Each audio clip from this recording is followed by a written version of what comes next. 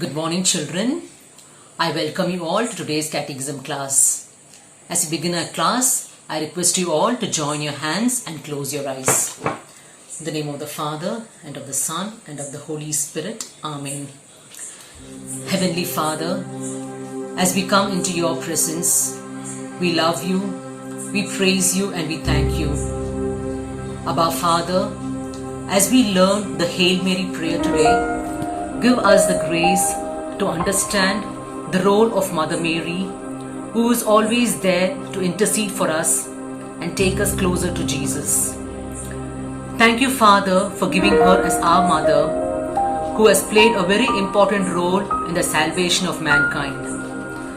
Give us also the wisdom to cooperate with your plan in our lives as she did. We make this prayer in the name of Jesus and through the intercession of Mother Mary. Amen. In the name of the Father, and of the Son, and of the Holy Spirit. Amen.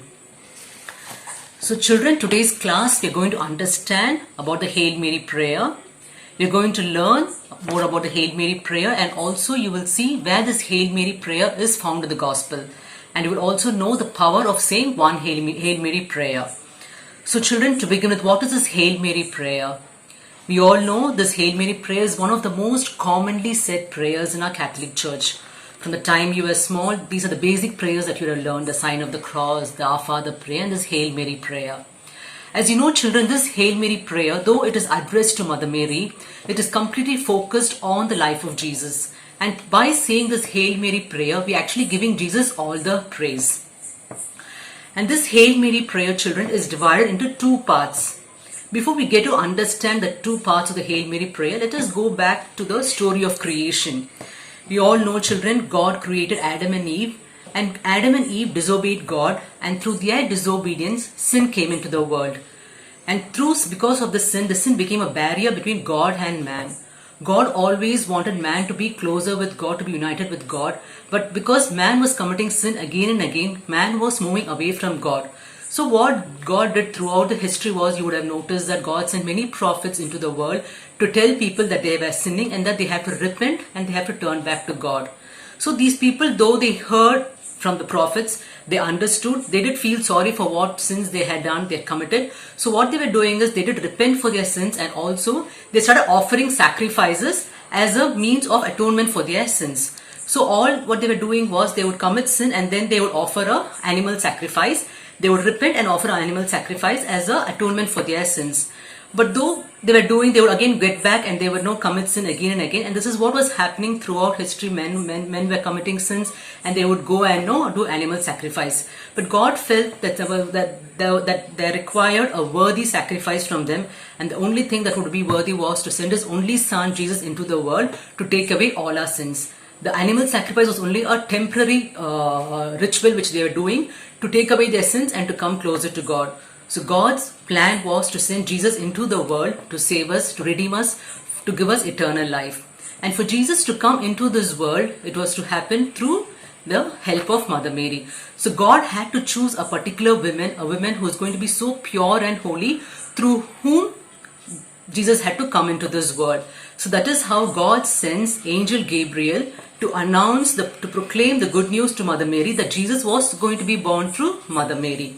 So that is what we see. I said earlier, like the Hail Mary prayer is divided in two parts. The first part of the Hail Mary prayer, we actually look at Mother Mary as a sinless Mother of God who actually gave birth to Jesus our Savior, and she played a very important role in the salvation of mankind. So if you see, children, the first part of the Hail Mary prayer is: Hail Mary, full of grace, the Lord is with you.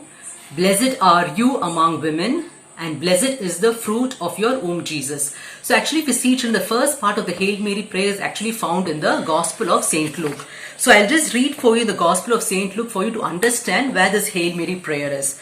If you see in Luke chapter 1 verse 26, I'm going to read out for you, children. In the 6th month, the angel Gabriel was sent from God to a town of Galilee called Nazareth, to a virgin betrothed to a man named Joseph, of the house of David, and the virgin's name was Mary.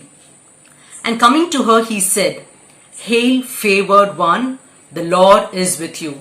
So in some versions of the Bible, you will see, children, it would have been given, Hail, full of grace. So that is what actually we are saying when we say the first part of the Hail Mary prayer. Hail Mary, full of grace, the Lord is with you.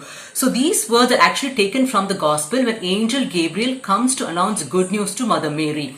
So that is the first part is from the Bible again.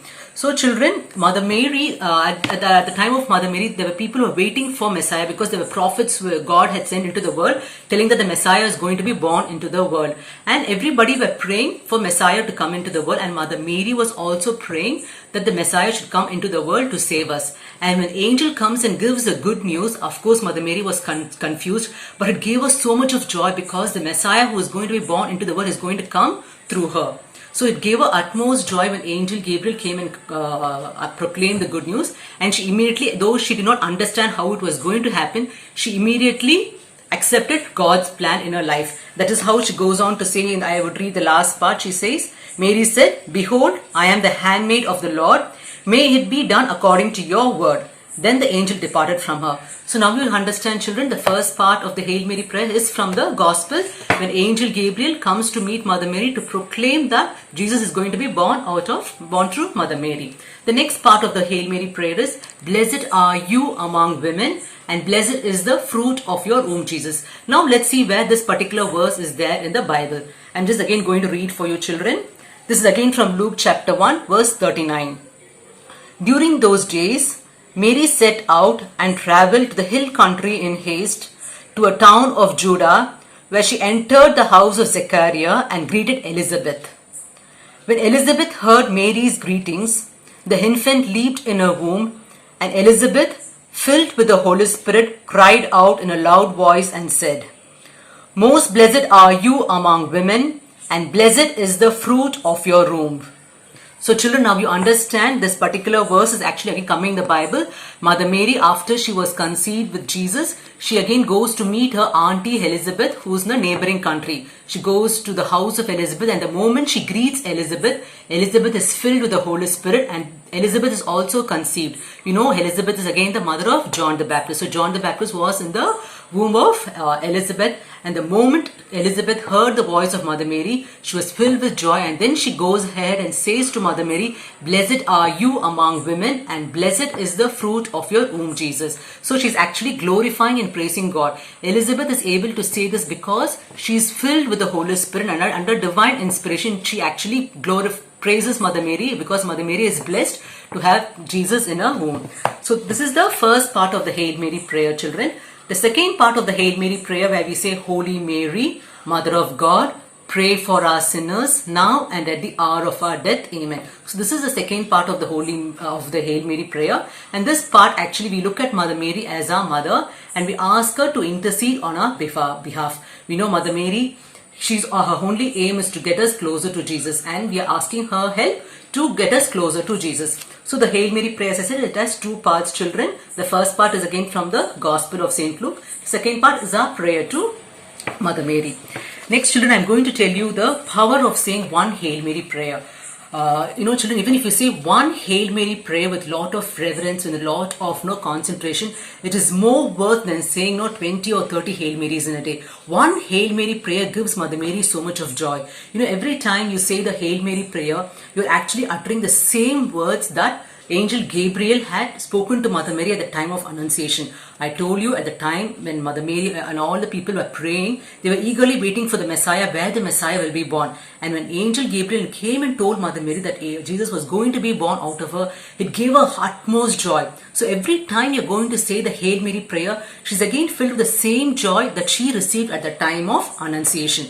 She was very happy because Jesus was going to be born through her. So every time you say the Hail Mary prayer, it delights the heart of Mother Mary. And Mother Mary was filled with so much of grace, children, when she received, when Angel Gabriel came and spoke to her. Angel Gabriel told her, "Hail Mary, full of grace," which means she was showered with so much of graces because Jesus was going to be born through her. And when you go and ask her for graces, she's ready to give you all the graces that you need. And children, and when the angel Gabriel is saying something to Mother Mary, when the words that are spoken to Mother Mary, it is not what the angel had said on his or her own. It was the words put by God into the mouth of the angel, and that is what the angel spoke to Mother Mary. When the angel is saying something, it is actually coming directly from God, and God wanted to honor Mother Mary by saying those words, by saying, Hail Mary, full of grace.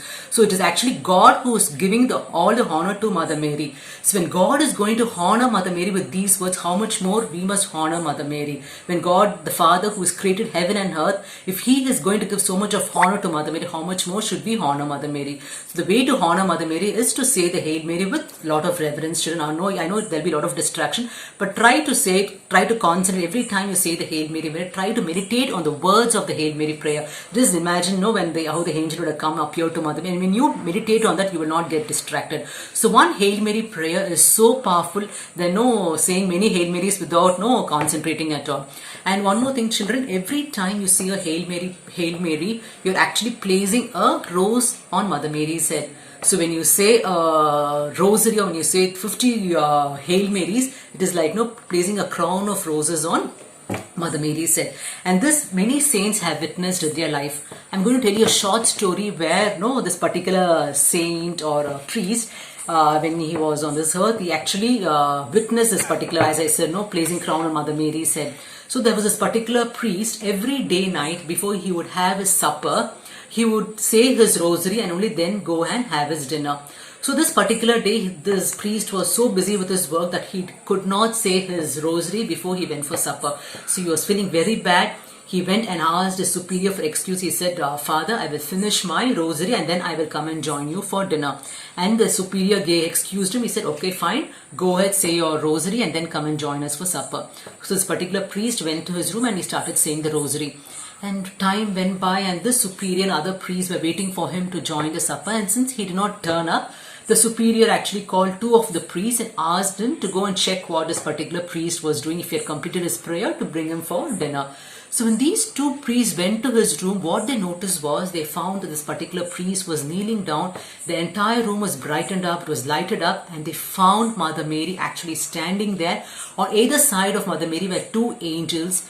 And every time this particular priest said the Hail Mary prayer, there was a rose flower which came out of his mouth, and they could see the angel coming down, picking up the rose and placing it on the head of Mother Mary. This went on and on as this particular priest was saying the Hail Mary prayer. And they also found, children, that Mother Mary did not leave the presence until this particular priest completed his rosary. Mother Mary's presence was there until the entire rosary was completed, and only then Mother Mary and the angels disappeared. And these two priests alone did not see, and since these two priests were taking their time to come, that superior sent one more priest to see what had happened, and one more priest came and he too saw what had happened. And this God actually wanted the world to know the glory of Mother Mary. The power Mother Mary has and the presence of Mother Mary when we say the rosary. So every time you say the Hail Mary, or every time you say the rosary, children, you must understand that Mother Mary's presence is always there. Whenever you call upon her, she is there. She is always there to pray for us, to intercede for us, and to take us closer to Jesus. As I told you, the only aim of Mother Mary is to take us closer to Jesus and for us to live a good life. So children, I hope you all understood the Hail Mary prayer. As I said, the Hail Mary prayer has two parts, and you also learned the power of saying one Hail Mary prayer. So children, thank you, stay safe, and see you all next week.